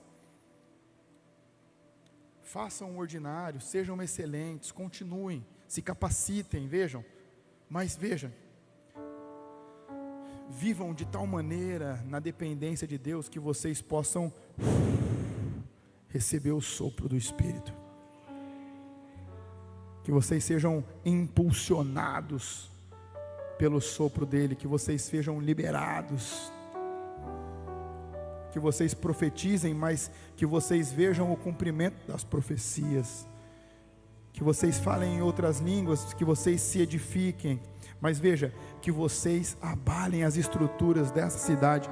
Deus está movendo algo sobre a igreja de vocês, é nítido ver que Deus ele tem olhado para vocês, mas veja, Deus ele virou algumas tacinhas aqui de unção, mas Ele pode derramar um vaso de alabastros aqui cheio de unção, Ele pode fazer transbordar, Ele pode fazer sair do controle, Ele pode fazer vocês terem que procurar outro lugar, porque esse aqui não cabe mais. Veja, Deus pode fazer, mas a grande questão é: vocês querem conhecer o Deus que faz? Vocês querem se relacionar com o Espírito que realiza?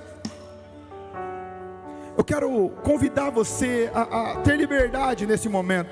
Se você quiser ficar de pé, se você quiser andar, se você quiser ajoelhar, se você quiser vir aqui na frente, lá para o fundo. Ei, mas eu quero que você fale: Espírito Santo, eu quero te conhecer intimamente. Eu quero que o Senhor se revele de uma maneira que eu ainda não te conheço.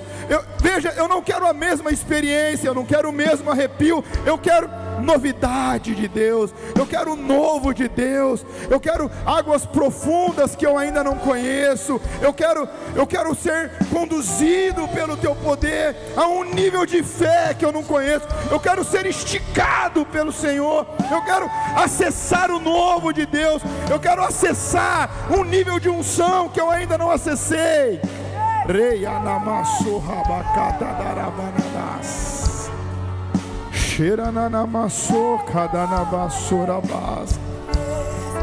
Deus, eu não quero só ver os milagres que o Senhor fez, eu quero ver os extraordinários, eu quero ver os extraordinários.